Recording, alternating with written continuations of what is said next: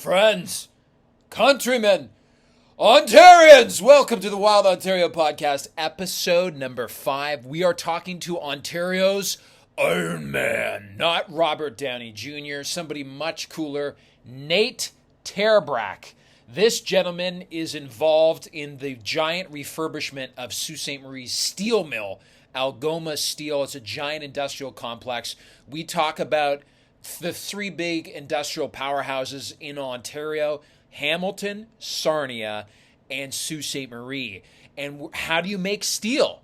Ontario is a steel powerhouse. What are these new electric arc reactors? They claim they could take 1 million cars worth of greenhouse gas emissions off the road every year. What about the poisonous air that's giving cancer to everybody in Hamilton and the Sioux? Is that going to help with that? We talk about a bunch of fascinating stuff.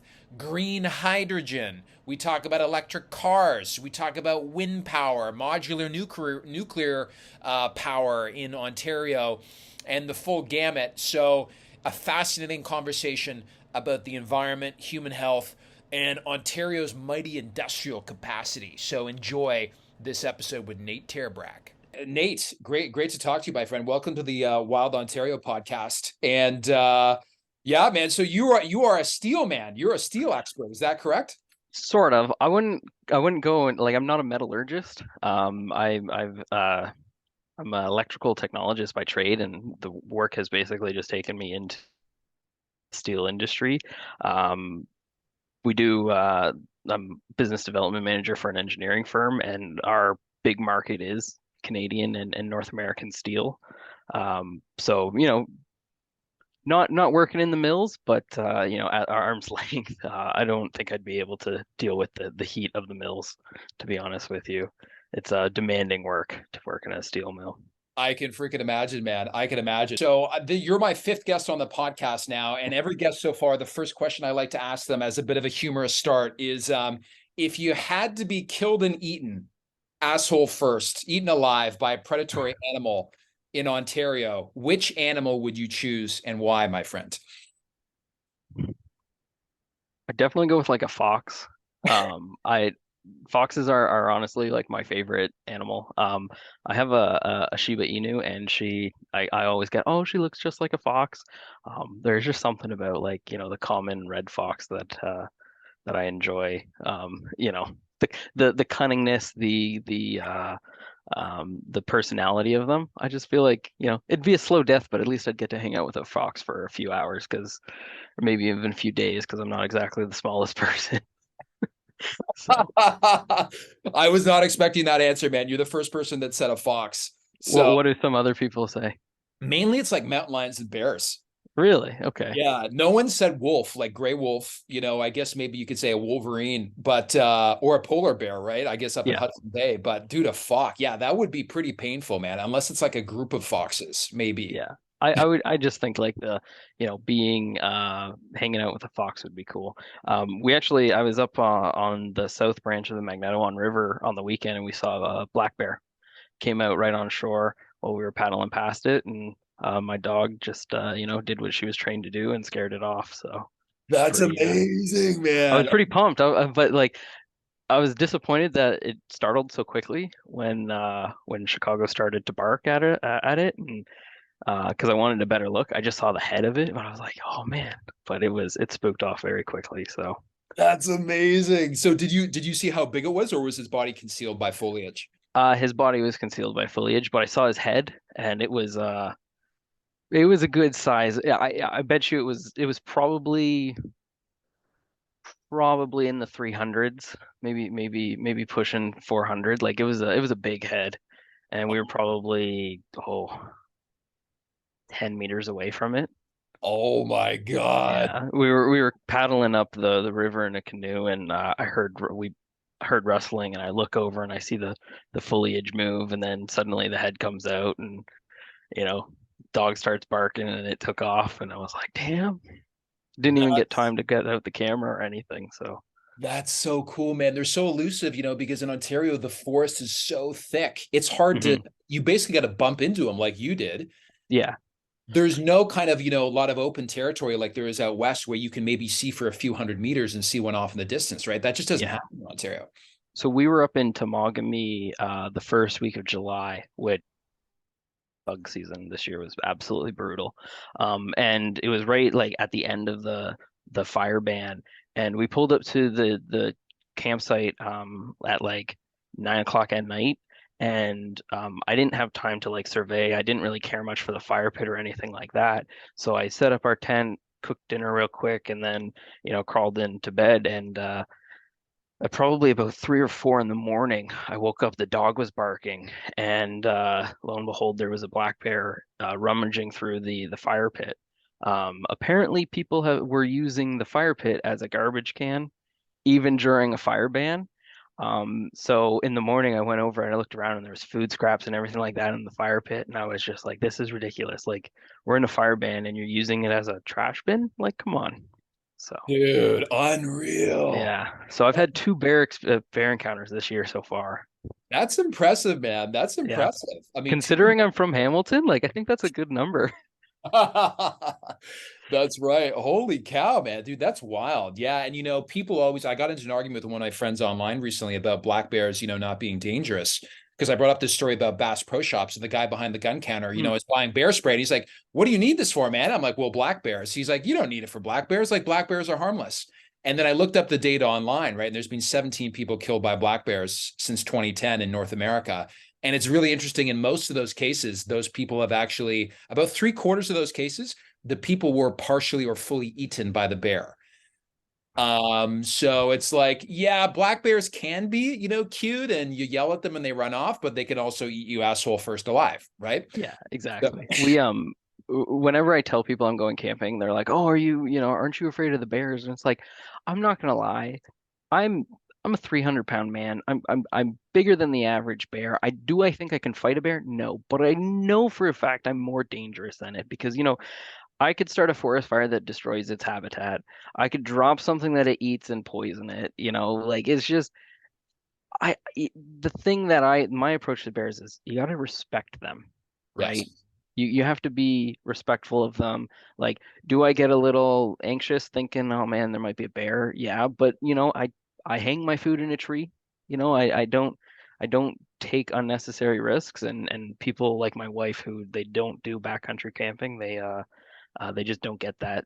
If you respect the bears will respect you, and you don't really have much to fear about. But don't like not take precautions, right? Like, so. Very well said, my friend. Exactly. Like it's no reason not to go out into the backcountry Mhm. of Ontario. 80+% of our province is crown land. There's so much beautiful, places to explore. And as long as you're respectful and you're safe, you're probably not going to have a problem. But don't be Yeah, that exactly. one statistic Yeah, that the exactly. guy went out, no bear spray, no bells, no nothing, and then they got eaten. But that's awesome, man. That's so cool. That's so cool. It's Well, a fun time. I discovered you, Nathan, because I made this post about um this new electric arc furnace at the Algoma steel plant. And, I had gone to Sault Ste. Marie for the first time in my life last summer. And I was Hmm. like, damn, like that is a huge industrial site. I did some research and I'm like, man, I had no idea Sault Ste. Marie is like, as far as I understand, it's the second biggest steel production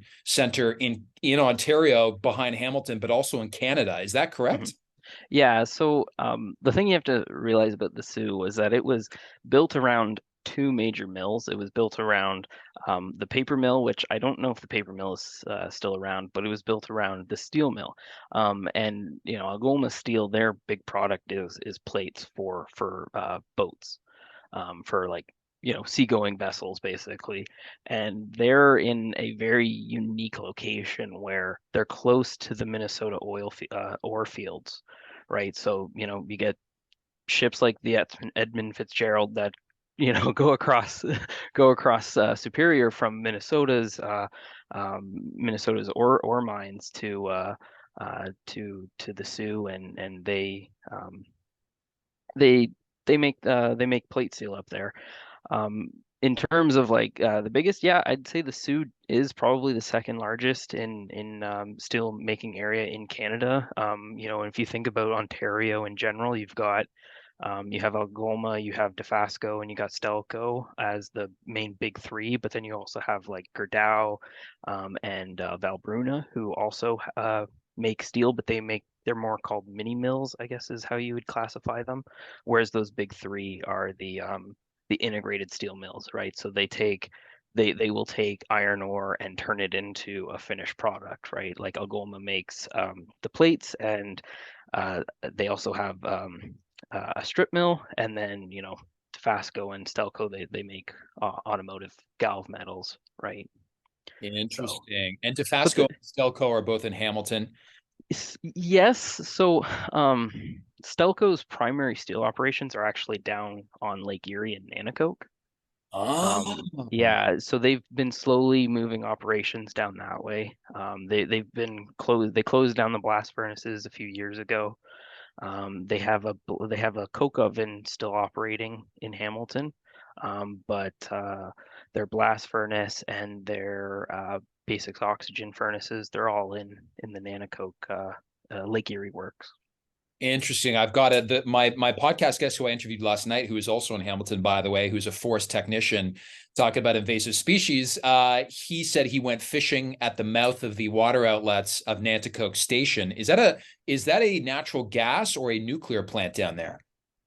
So it used to be coal, actually. Hmm. The Nanticoke generating station used to be coal. They, when I guess it was the previous Liberal government, they transitioned the Ontario grid away from coal to um, fuel sources. Actually decommissioned that, and there's a solar plant on that property now that OPG runs. I think they started that a few maybe 5 or 7 years ago, something like that. No So, way. Holy but cow. there's down that way. There's also Imperial Oil has a refinery. So there's a lot of industry down there. But the Nanticoke GS is pretty much a solar farm now. It used to be coal though. Wow, man. Holy cow. I had no idea. That's fascinating. And the other two sort of mini I guess smelters, or I'd forget the term you're using for them. Where are those two guys based? Are they in Quebec or are they also in Ontario? So Valbruna is in Welland, Ontario, and then Gerdau actually has two locations. One is in Cambridge and one is in Whitby. And Gotcha. Gerdau mostly makes like merchant bar, like rebar for buildings and concrete reinforcement. And now I think Valbruna makes steel wire. Got it. And to your knowledge, is Ontario, are we a net steel exporter or importer, even with all this capacity? Um, I'm Rough. pretty sure we're net exporter. We do a lot of the steel that we produce is consumed in Ontario. A lot of construction rebar is goes towards Ontario construction. A lot of automotive metal is consumed at Ford and Toyota and Honda and GM, right? So I'd say Ontario is pretty self-sufficient in terms of meeting metal and steel demands. And Interesting. Interesting. And I came across this story about the Algoma plant. I think this was maybe I honestly came across it first like about 12 months ago. And there was a whole bunch of reporting in the media, at least that I follow, about wow, this is so cool. They're moving. So Algoma Steel, big steel producer in Ontario, probably biggest employer in the Sault Ste. Marie area. mhm, Um, they're moving towards an electric arc furnace. And it's, I think you sent to me in the DMs, it's being made by this Italian company named Daniele, mhm, and that it's going to be powered by gas turbines made by General Electric. And it's like, basically one of the quotes in one of these articles was that it's going to be saving a huge amount of greenhouse gas emissions. So before we get into maybe exactly what that means, like, how does it actually work, Nathan? Like, in terms of making steel at Algoma Steel, they're bringing in the iron ore? What are the parts of the process that they need to basically make the finished output? yeah. So like pretty much there's I think it's like four major inputs, if you will, that to make steel. You need oxygen, you need natural gas, iron ore, coal, and limestone, as well as scrap and recycled metals. Um, Basically, it starts off with the coke batteries, and so the coke batteries, they will take the coal and reduce it to what is called coke. And basically, coke is a pure form of carbon that is used as a fuel in the blast furnaces. So coke ovens, they produce coke oven gas, and coke oven gas is actually recycled in the process. They use it to maybe heat up reheat furnaces, or to generate electricity. Because you can actually, if you mix coke oven gas with natural gas, you can actually burn it as if it's a fuel, and produce electricity. It's actually very common practice in steel making to use coke oven gas to generate your own electricity. Wow. So after like you get your coke and your iron ore and your limestone ready, it goes into the blast furnace. And the primary operation of the blast furnace is to reduce the iron out of the iron ore. So iron ore is basically just iron rust, right? So you got your iron and you got your oxygen, and the blast furnace basically uh, does the reaction that separates iron from the oxygen. And it does that basically by heating it up super hot, and then separate the iron by drawing separate the iron and the oxygen by drawing the oxygen away to carbon atoms, and that produces carbon monoxide and carbon dioxide. Um, Once the blast furnace has been once the reaction has been complete, they'll tap the blast furnace and they'll draw off all of the liquid iron. So the blast furnace is often referred to as iron making. And then from iron making, it goes to steel making. And And so just right, so I get it straight so far, there's the coke oven is the step one, and then the mhm, blast furnace is step two. mhm, And the blast furnace, that's where the iron is actually made through yep, that reaction of the limestone, the iron ore, and then the coke. yep. Um, and and then you have this iron, and then this is going into the next step that you're talking about. Yeah, so just a note, the limestone helps to kind of separate the iron from all of the different like impurities like slag. It's often referred to as flux. So you use flux to kind of make when you heat up metals, flux helps to make it a little more liquid, little more runny. Um, so from iron making, the molten iron, or sometimes you might have sponge iron, it'll go to uh, what is common right now is the basic oxygen furnace. And so the basic oxygen furnace will mix scrap metal, it'll mix alloys, and it'll mix that liquid iron um, to uh, to create steel, right? And so steel is iron and carbon with different metal additives to create to make certain desirable properties in the metal. And so how the blast furnace works is you have a oxygen lance that blows oxygen into this vessel where you'll have that scrap metal, the alloys, and the liquid iron, and that will they call it heat, and that basically burns up a lot more of the carbon. It'll fuse all of the metals together to create the steel. You also have lime in there to as a flux.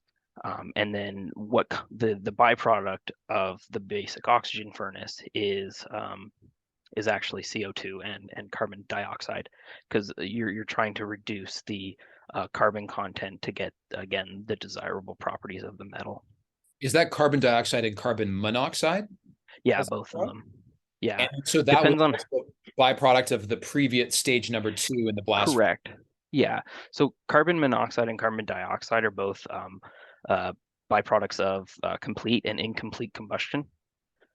So when you're burning, like when you burn a tree, for example, you'll likely have incomplete combustion. That's when you get smoke, and so the smoke is like carbon monoxide. Carbon dioxide is a result of complete combustion. You'll get smoke and water vapor from any hydrogen.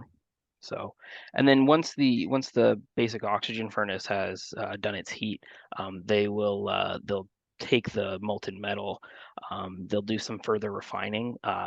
Maybe they'll add, they'll do some tests and then they'll add additional additives for to get those desirable properties. But then it'll go into the caster, which will either create a slab or a strip, and then it'll go down for further refining. But pretty much that is the primary how do you make steel in a nutshell. I'm sure there's metallurgists out there who would like tell me, you missed a step or something like that, but that's the general gist of it. That's Um, awesome, man. So stage four would be the caster where you're actually forming it into the basically the yeah, bulk shape that you need. And that's not exactly. necessarily the final shape, but that's the Mhm. shape that maybe the next step in the industrial chain, customers can then shape it or form it from there. Yeah, exactly. So like for example, you might have a caster that produces slabs, and the slabs are cut, and then they're put through different milling processes that make it, the certain width or the certain depth that you're looking for. Or you might have a continuous caster that goes right into there, and you get right off of the caster itself, you might get a roll. Excuse me, for example. And then you might, if you have if you're producing rails for like a railway line, it'll go through like various dyes that will shape it into that shape. Or if you're making like an I-beam or an H-beam, it'll have the same kind of dye, right? So but pretty much all steel making up until that caster is pretty much the same. Interesting, man. So you go from the coke oven, but the coke oven is really just producing the coke that you need for stage two, which is the blast furnace. And that's when you're inputting the ore and the coke, and I guess the limestone. Mhm. Wait, not limestone. Is that the term? So limestone is in the blast furnace, but then further refined limestone. Lime is in the BOF. Got it. So you go, so coke furnace, sorry, Mhm. coke Coke. furnace to the blast furnace Yep. to the basic oxygen reactor, or is it basic oxygen furnace? So there's different ways of calling it, but the general term is steel making, right? So you'll take the iron from iron making into steel making. So for example, you've got there's the basic oxygen furnace. You can call it a BOSP. You could call it a KOBM. It's just different brand names, if you will, for what OEM designed what equipment, right? Got it. Okay. Yeah. Okay. So like coke furnace, blast furnace, and then the blast furnace, you're coming out with iron. And then in the basic oxygen furnace, you're actually turning that into steel. And then in the Yep. caster, you're forming it to different, either usually slab or Blooms or some sort of raw, rough shape kind of a thing, right? And then got it'll go through, the milling and the finishing process. So like sometimes you might have a pickle line, you might have an annealing batch process, you might have a temper mill. Like it's just different ways of treating the metal to get uh, further proper desirable properties in the product, right? Like it's just, you know, how you treat your raw material to get it to the finished goods, right? So, and it. why those big three are called integrated steel mills is because they do that primary and finishing, right? Like they take the raw materials and go all the way to a finished good. Whereas some places in the US, they actually don't do that. They'll have like, you know, just a galv line, or which is you dip the metal in zinc to give it some additional anti-corrosion properties. Um, you might have uh, you might have the slabs produced in one city and then dry labs, 4 kilometers or 40 kilometers away to another city where it's processed into a medium work in progress material, and then you drive it into another location to finish it. Uh, but in Canada, it's all done in the same in Hamilton and the Sioux. It's all done there. It's not like it's driving from Detroit to Ohio to Indiana to produce some metal, right? Interesting, man. Interesting. So there are these integrated sites in the Sioux and Hamilton. Mhm. So this electric arc furnace, then, would that be replacing what stage? So what you just described is how it has traditionally been done over Yeah. the last few decades. What is this electric arc furnace replacing in this whole So progression? the electric arc furnace actually replaces the basic oxygen furnace. Mm. So common misconception is that EAFs are new. Dofasco, for example, has had an EAF since 1996. Like but on a small scale. The largest producer of metal in North America is actually they only have EAFs. But the EAF, it removes the oxygen from the furnace, and it has electrodes that dip down into the vessel arc, and then that's what melts the metal. Um, Typically, if you don't have like virgin iron coming from a blast furnace, it'll be pretty much recycled scrap steel. And then you'll add in the alloys to get the desirable properties. Um, but yeah, the EAF basically just replaces the BOF, right? Exactly. Interesting. So like the third part of the different stages. So is this you're saying if you're using an EAF, you'll use recycled steel and then you're mixing it in with these new alloys instead of having virgin iron go into the process? Is that what's happening at So Algoma in the Sioux? You can have recycled steel in a basic oxygen furnace. You're just essentially replacing the fuel source. So where the fuel source for a BOF is oxygen, the fuel source for an EAF is electricity. Um, where the carbon emission reductions come from is actually in the elimination of the blast furnace and the coke ovens.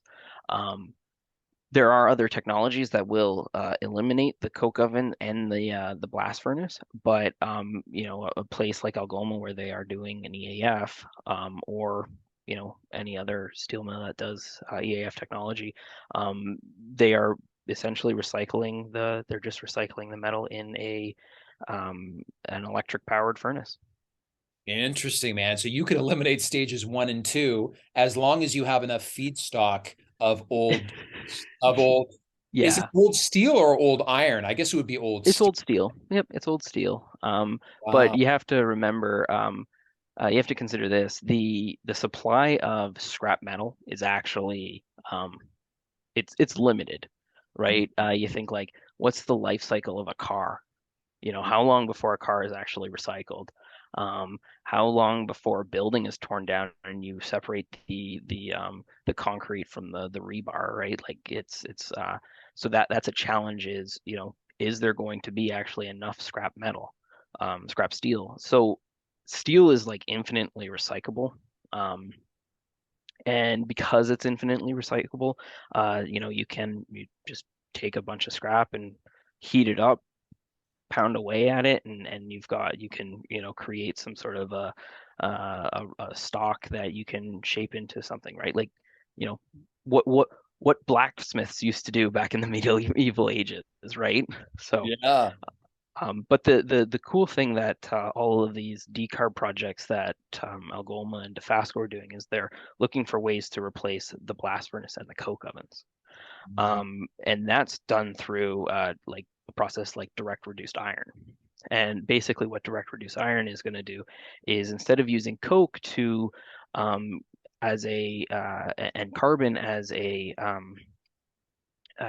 the chemical reaction to draw the oxygen atom away from the iron atom, is using hydrogen, and the byproduct is water, right? So you use Wow. in the reaction, the iron and the oxygen will separate, and then the hydrogen will attract the oxygen atom and produce water as the byproduct, water vapor, because it's going to be hot. Like it is, it's going to be a really hot process. But you're eliminating the coke oven gases, and you're eliminating blast furnace offs. Wow, that's incredible, man. So if you can get like this green hydrogen or blue hydrogen, as they say, and use that as an input instead, you can eliminate the coke furnace and the blast furnace, or the coke oven and the blast furnace in the process. Yeah, theoretically that's the idea. But practically, the supply chain for hydrogen just isn't there. Mhm. Like if you think about like the mobility, the e-mobility transition, right? Like why did electric vehicles make what okay, why did Tesla why was it such a big adapt like why did people adapt to Tesla so quickly? It was because of the availability of the supercharge network, right? Like, Tesla went through and they invested in creating this distribution of like high speed chargers so that, someone who buys their car isn't like, oh, well, now I can't drive up to Sudbury on the weekend to go to the cottage, right? Like I have to stay within 100 kilometers of my home. I make the trip up to the Sioux in my car very, at least 4 times a year, and it's that was why I decided to go with that car. Whereas like hydrogen fuel cell cars, where are you gonna stop and get hydrogen? Yeah. My understanding is that there's only one hydrogen fuel station in Ontario, and that's near Pearson Airport, Interesting. right? So it's like where there's the challenge that this hydrogen direct reduced iron is faced with is the supply chain of hydrogen, and that's not just green steel. It's everywhere else where decarb is the initiative, right? Like that's the challenge with decarb is where do we get hydrogen from in a low fossil fuel way, and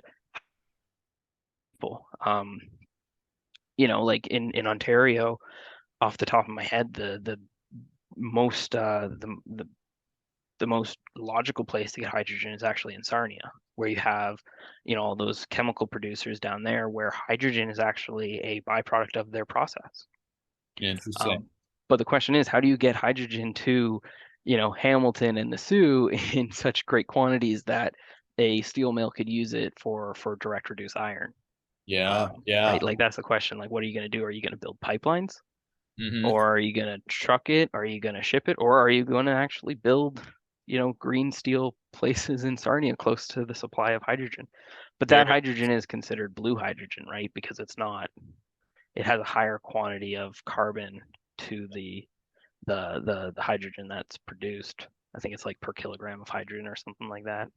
Yeah, yeah, yeah. I wonder if, like, something like the Algoma steel, if at one point, because you're talking about all these issues, with scale and distribution of the technology, if something like I'm just, hypothesizing here in my brain, if you had like a small modular reactor, like nuclear reactor in Sault Ste. Marie, and if I don't know if like separating the atoms in water like an H2O, like could you actually make hydrogen from the water right there in Lake Huron or Lake Superior Yeah, and so use it on site kind of situation? yeah, so there's a company in Sweden.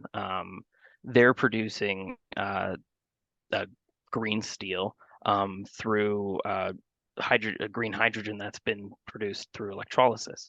Now, the problem with electrolysis is it's very electric intensive, right? Yep. Like EAFs are electric intensive. Now you have electrolysis, which is electric intensive, right? So that Swedish plant that's being built right next to a hydro dam because of the reliable supply of electricity from the hydro dam, Ah, right? So it's the development of green steel in Ontario is really dependent on the development of the electricity grid as well as the supply of hydrogen. Interesting, right? Like it's one of those things, and that's actually a challenge that Algoma and Dofasco with their DRI projects, with their decarb projects are faced with is where are they going to get this hydrogen from? man. Right? So it's like they're not going to be able to, um, they're not going to have, hydrogen produced steel like as soon as they get it started up because there's no hydrogen for them to actually reliably use. Um, ArcelorMittal up in Quebec, Cote, Cote du Lac or something like that, they actually ran a successful test pilot of their hydrogen direct reduced iron, but it was only for 24 hours because that's all that they could have for their supply of hydrogen. Interesting, man. So that Interesting. I I think was that was last summer actually. That was really. yeah, last year they did that. So they had done a test pilot up there. Interesting, man. Yeah, I was going to ask you next about Quebec because the amount of hydropower, like cheap hydropower they have in Quebec is pretty mind-boggling. And like the amount that they, electricity, hydrogen-powered electricity they export to, I think like New York State and Maine and Ontario. It's really interesting. I wonder if the St. Mary's River in Sault Ste. Marie would be like, because I think there's electrical generation there. I don't know how much Yeah. that is. I wonder if that would be enough or not. I can't recall what the capacity of that dam is, but Brookfield Renewables do own and operate a dam on the St. Mary's River on the Canadian side. My understanding is that there's actually a U.S. project for a dam or something like that going in on the American side of St. Mary's River. Um, if I'm not mistaken, I haven't seen them with my own eyes, but I think I've seen them on maps. There's wind turbines just north of the city, right where the wind comes off of Lake Superior.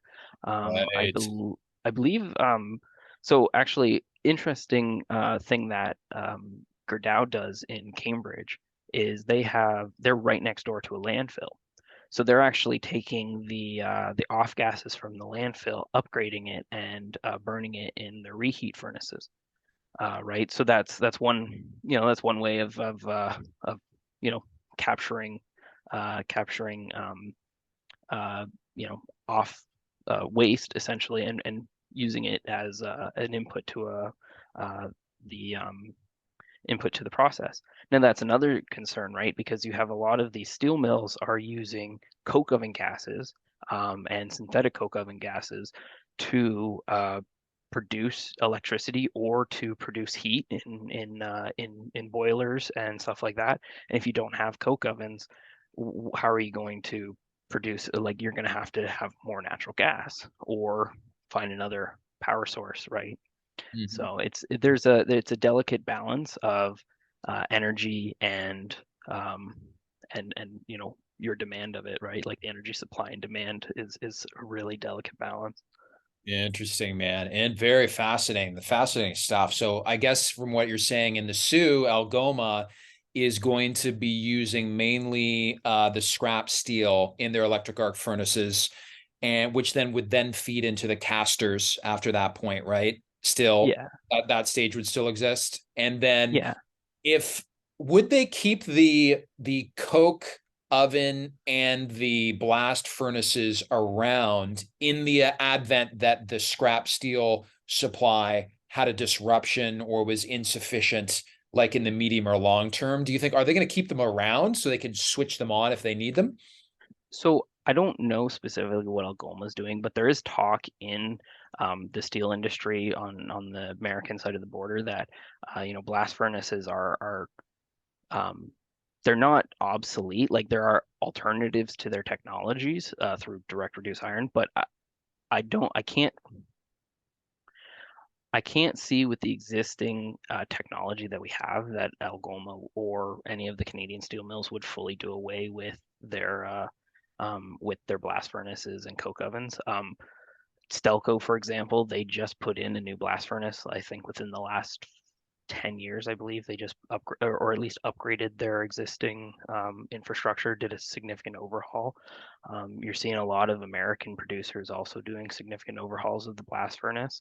But in terms of Algoma, I would be surprised if they didn't at least keep one coke oven and one blast furnace at least idle so that if they do have a problem where they don't have a virgin iron supply, or they need virgin iron, then they would be able to produce it.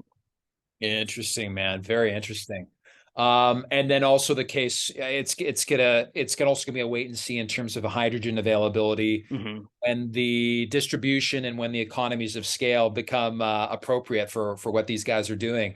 It's really interesting. You think about, like you mentioned, the wind power at the end of Lake Superior there. I'm sure that'd be a pretty good place for like offshore wind farms, or even Hmm. on the shoreline itself at the end of Lake Superior, in terms of the amount of like wind, per day, per square meter, or however, they measure that. Um, that's really interesting, man. Holy cow. So, so fun fact, my first project out of college was a solar farm up north in Cochrane, Ontario. Cochrane. Holy cow. Yes.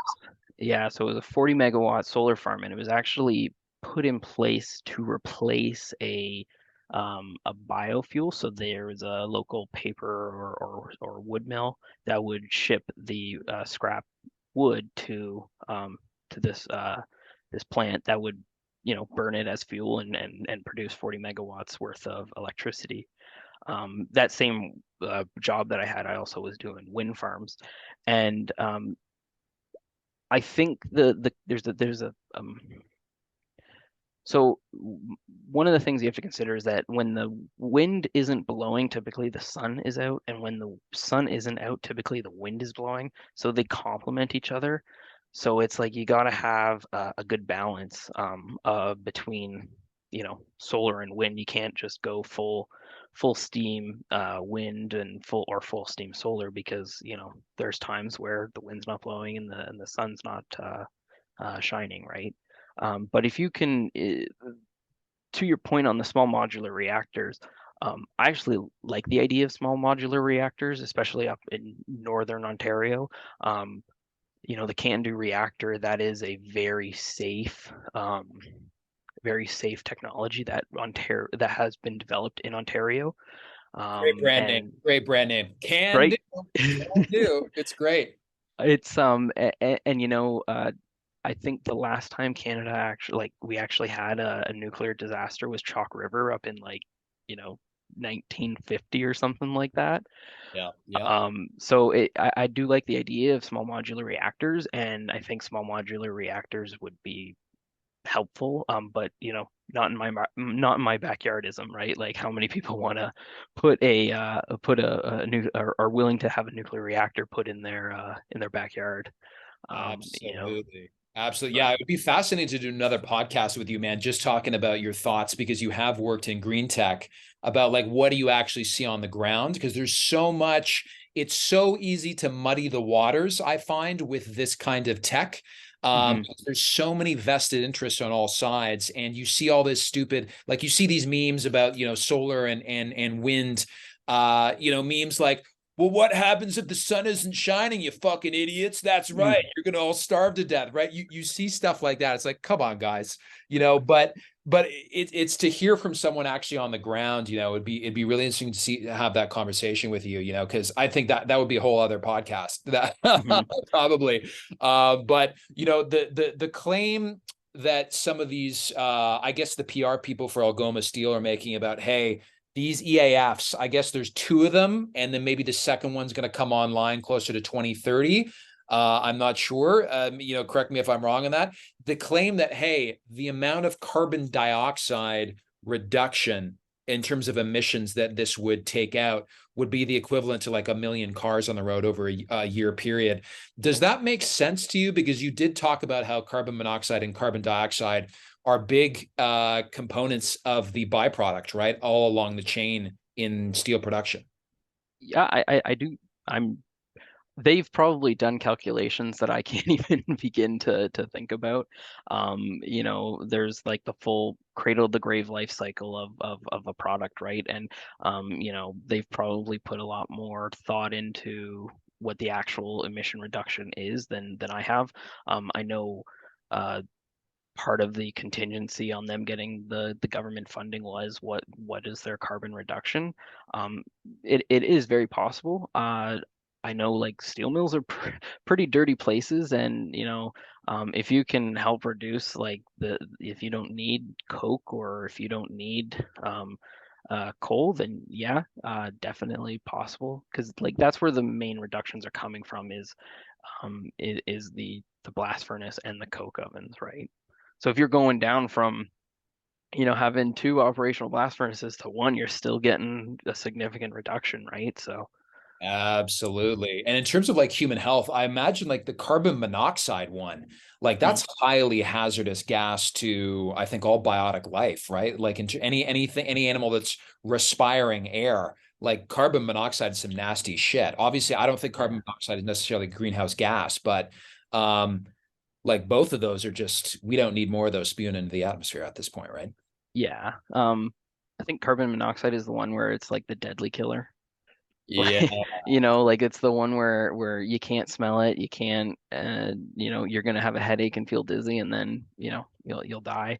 Um, it's interesting though because the most dangerous. Sorry, I dropped my thing. The most dangerous like greenhouse gas is actually methane. Because the reflective property of methane is so much higher than carbon monoxide or carbon dioxide. It's just that calculation to go to, CO2 equivalent is just so much easier. Yeah. Uh, I actually read something where it was like hydro dams, the carbon neutral point is like 80 years. And the reason for it is because one, concrete is really carbon intensive. Like the calcination process of limestone into lime is like the worst emitter. Like if you want to talk about cutting emissions, let's look at how do we capture the carbon offs from the calcination process of lime and limestone. But the other contributor to that 80-year carbon life cycle is actually when you backflood the reservoir behind the dam. All the decaying life, like the trees, the plants, all of that, actually, when it decays in water, it produces methane and goes up into the atmosphere. Fascinating, man. I hadn't even Yeah, thought about that. Wow, the break-even period on like carbon emission or greenhouse gas emissions, 80 years for a yeah, day. for a dam. Yeah. That's wild, man. Oh my God. I was over in living in China when they were constructing the Three Gorges Dam over there, which I believe is the biggest dam in the world, on the upper Yangtze River. And Hmm. it's wild to think about that thing. But wow, man, and as a fisherman myself, like dams are also fucking terrible for freshwater, aquatic life. It disrupts especially the reproduction, the reproductive cycles of so many fish. Hmm. It's can be extremely deleterious in that regard as well. And I mean, again, this is a different podcast, but solar and wind with battery storage, Hmm. small modular nuclear reactors. To me, and again, this is a different podcast, but it sounds like we might be on the same page now. Like that's the future. Yeah. Some enviro folks out there are very adamant against nuclear, but I just saw recently there was oh God, what's the guy's name? He did a documentary about nuclear. He is an American film director that did like Platoon and Wall Street. His name is escaping. Oliver Stone. He did a documentary about nuclear, and basically it's like the safety concerns are really overblown. If you actually look at like the number of people that have died from nuclear over its lifetime, and considering how reliable and clean it is in terms of greenhouse gas emissions, it's something that we need to be talking about more. Do you agree with that? Um, yeah, like I kind of mentioned, the CANDU reactor that was developed in Mississauga, that is probably one of the safest. But like, I work in engineering, right? Like we're terrified of safety. Like we're gonna over-engineer something to the max. And I would prefer to, spending the little extra money for the peace of mind that this reactor is going to be stable and it's not going to, um, you know pol- uh, cause a significant meltdown or a disaster like Fukushima, for example. Um, the the one thing I will say about like nuclear, it's interesting to think that there's actually a safer nuclear reactor than the CANDU, in a gallium reactor, and basically it's like gallium is, I think, the fifth most abundant element on Earth, but don't quote me on that one. It's safe enough that you can hold it in your hand, and if you have the reaction right, what you hold in your hand could like power, I think, 100 homes for 100 years or something excessive like that. But don't quote me. I'm not. It's been a while since I read about them, but there's like other nuclear technology out there that I think, if the concerns of your traditional uranium reactor are so great, let's look at what other technologies are out there. What I'm personally seeing and excited about is actually renewable natural gas. Mm. So collecting the methane off of wastewater treatment plants, off of landfills, and using that in the industrial processes, or even just feeding it back into like an Enbridge network where people can use it to heat their homes.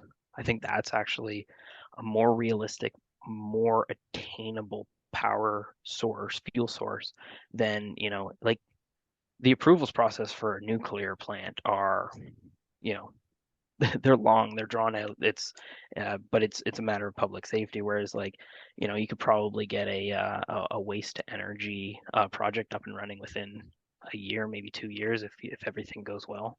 Absolutely. Yeah, that's a really interesting point, man. And I think also if you bottled all the flatulence of vegans out there, because they eat so much fiber, man, they are farters. Oh my God. And I say this as a former vegan myself. So I think we should add that to that pipeline of natural gas. It's funny. I saw this thing on Instagram where Bear Grylls was talking about like how he used to be vegan and now he basically only eats steak. And he's like, yeah, I haven't farted in like 10 years. So, That's fucking awesome. I love that guy. That's me, man. I used to be yep. vegan. Now I'm carnivore diet. I've driven an electric car since 2017, the Chevy Mhm. Bolt. I've got 150,000 kilometers on that bad boy. I love the car. I wouldn't want to drive across country in it just because it's such a slow charging speed compared to the Teslas. Again, Mhm. this is a whole other podcast you and I should do just talking about, experienced electric car drivers, because all the time, man, I don't know about you, I just had a family member sit down to me next to me at dinner, and literally he went on this rant for like 5 minutes why he thought electric cars were such giant pieces of shit.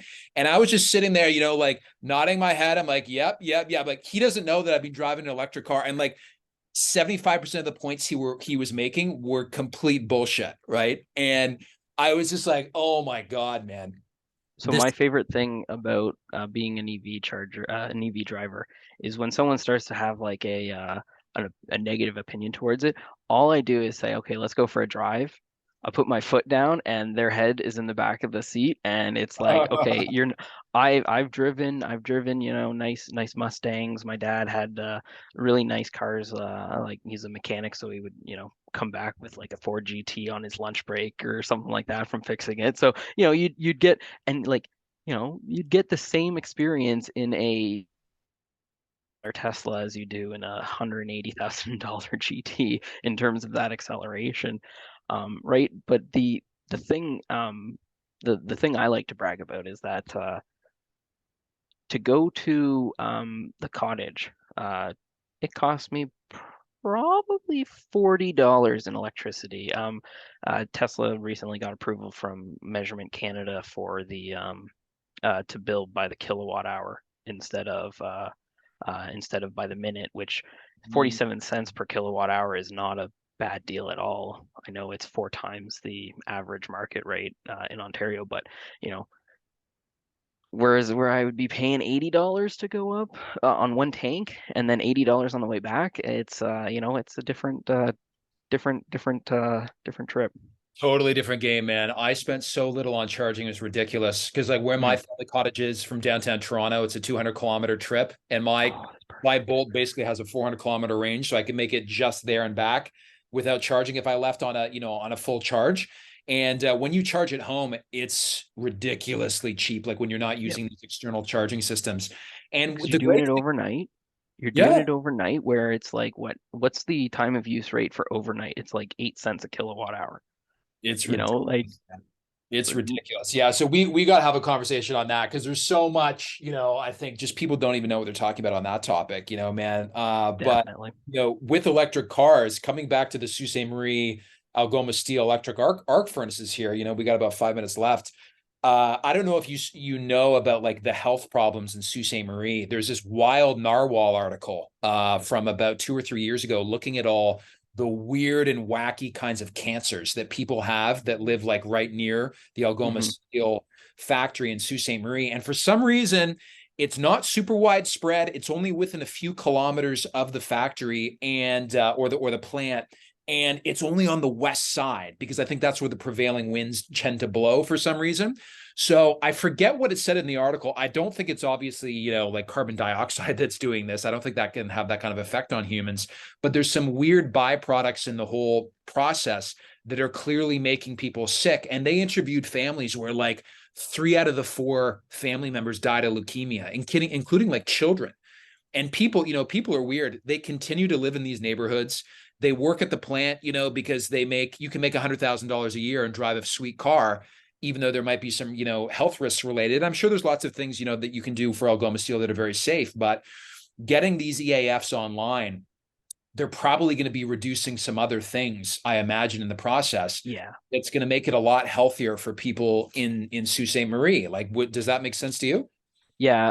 So I don't know about the specific health problems up in the Sioux, but like I'm from Hamilton, born and raised in Hamilton. I grew up in Stony Creek Mountain, and growing up, I remember hearing a stat that like Stony Creek Mountain was the pediatric cancer hotspot of all of Canada Wow. because of the way the winds blew, all the toxins over our neighborhood, right? And I know they're talking about when DeFasco does their decarb project, it's supposed to really help clean up the air. And I remember seeing the Plastimet fire back in 1997. I was 5 years old, and just seeing that big black plume of cloud, and just the amount of smog advisories from even back then to today is just a whole different cusp. But Hamilton, we do have the same health concerns that Algoma, that the neighbors of Algoma up in the Sioux have. I know one place in Hamilton, they're constantly under observation from the Ministry of the Environment for benzene, which is a nasty chemical. Yeah. So they're like, you got to remember, like Hamilton is an industrial hub of, you know, epic proportions, basically. So, I'm sure if we're having the same health problems, then the Sioux would definitely experience the same things too, because we've got 2 steel mills to contend with, right? Right. Jesus, that's why people from Hamilton are so weird, man. Yep. It's the benzene. I genuinely believe that my cause of death will be either Alzheimer's, because that's what my grandfather had, or lung cancer because that's what my other grandfather had. No way. Yeah, And because of being in Hamilton. I'm pretty sure I'm gonna get lung cancer. Just from being in Hamilton, it's like smoking a cigarette a day. holy shit, man. Well, I lived in Beijing, China at the peak of, air apocalypse in China of all the coal burning power plants. So maybe we'll be in the same hospital beds beside one another, my friend. That's wild. So were both your grandfathers, did they work for Stelco or DeFasco, or were they just residents in other? Um, so Grandpa, my dad's dad, he was a mechanic from Germany. But he didn't actually work at the any of the steel mills. My mom's father, though, he was in HVAC, and worked at he was a contractor at the steel mills, so he would like go in and do projects, and his big thing was asbestos, right? And so asbestos is actually used very commonly to insulate stuff, and that's what they think contributed to his lung cancer, was just the asbestos and everything. So. Jesus Lord, man. Yeah. That's, So another benefit of this new steelmaking technology is that they're not going to be having if there's asbestos, it's going to be abated, removed, and the new technology that is asbestos free is going to be used. would asbestos be in the coke oven or the blast furnace or So the? asbestos is commonly used as an insulator against heat. So you'll get like a lot of cables and wirings that are actually cable and wiring in any steel process, where like old steel process, not new because of new technologies, but that like a motor might be insulated against the heat using asbestos. Mm. right? Like it's old technology that going to be eliminated that'll hopefully also help to clean everything up. Wow, man, that's wild. Well, hopefully for the people of Hamilton and the people of Sault Ste. Marie, a lot of this decarbonization stuff, a secondary byproduct is you're just reducing all this other, tertiary pollution that Yeah. is uh, that is associated with the main, greenhouse gas, I guess the carbon dioxide that they're, concerned about for the climate related things. That's wild, man. I've got some friends. To me, I don't know about you, I feel like in the climate debate now, the main sphere is basically arguments for either mitigation versus adaptation. Like there's people that are arguing, you need to stop climate change from happening because the costs are going to be too high on all fronts. And then the adaptation argument is, listen, it's real, it's caused by humans, but we should just spend all of our money on trying to adapt to it and not trying to stop it. And the reason I'm setting up that duality there is because the number of people who are actual like climate change does not exist and we should not adapt to it or mitigate it at all. That's really like there's no people talking about that. There's a very small minority of people that are still in that camp as far as I can tell. And it blows me away, like the comments that I was getting on my TikTok on this story, and people, saying like climate change is bullshit, man. It's like we don't. This is just a waste of fucking money. They're a bunch of fucking idiots, like putting in these electric arc furnaces. And I just have to say to those individuals, even if you don't believe in climate change, this is still going to benefit. This is still going to be reducing air pollution, right? For these folks, right? So even if you take away the whole climate argument, it's gonna benefit them as a business because EAFs are um, it, there's a lot less moving parts, so operation and maintenance is gonna be a lot cheaper. Like it's a good business decision. So even if you just remove it, it's not a waste of money, right? Like the people who are saying it's a waste of money are the ones who are just looking at it solely as oh, this is to fight climate change. But these companies wouldn't have gone through and invested, billions of dollars, I think in total. DeFasco for their decarb got like 900 million from the federal and provincial governments for decarb, right? Like it's a one is going to create jobs in the local areas. Like if you look at the areas where the steel mills have collapsed, like in the States, they're ghost towns now because the main job site where, yes, you had the direct employees of the steel mill, but then also all the subcontractors, all of the suppliers to those subcontractors, and then all of the people who like cooked and made food for all those people. They're out of jobs. There's no economic driver. I think anyone who is going to say don't do EAFs, don't do new technology because it's too expensive for the to say it's not worth saving the environment, whatever. I think they're very single-minded, not considering the full gambit of it. On your point of the duality, um, I don't think it's one or the other. I think it's both. You have to figure out how to adapt to new fire seasons. If we cut our emissions today, it's not like it's going to prevent next year's fire season, but we have to still figure out a way to fight climate change in the okay, what are we doing so that next year's fire season is less than, doesn't start on June 1st and go until mid-July kind of a thing. Like I remember when the fire ban started, we were actually in Algonquin Park the weekend after. So I think it started on the 1st of June. We were in Algonquin Park June 2nd and 3rd and 4th, and it was like, what are we like? Okay, so we brought our butane stoves and we cooked dehydrated meals, but it was not the same. Camping without a campfire is not the same. And right, like if we don't, yes, we can adapt by buying, a cooking stove or something like that. But do we want to have to adapt to that? Because there's a whole ambiance of having a campfire that, if climate change continues the way it is, we're probably not. I bet you next year we're going to have a longer fire season. Where the fire ban will go all of June and all of July. We very well could, my friend, and that would be a tragedy if you can't in the backcountry have a friggin' fire. That's Yes. unreal. Oh yeah. Yeah. So That's I don't think it's one or the other. I think it's we have to do both. Amen. Amen. Could not agree more, my friend. Yes. Well, dude, thank you so much. We're coming up right Thank you. right now on an hour, and I can already think of like two or three other podcasts that I could do with you. I'm going to hit you up maybe in a month or something, about the Would green love to. situation, and then also what was the other? Oh, the electric car. What is it Yeah. like being an electric car driver in the province of Ontario, and then even Yeah. all your backcountry adventures, my friend. So. Yeah.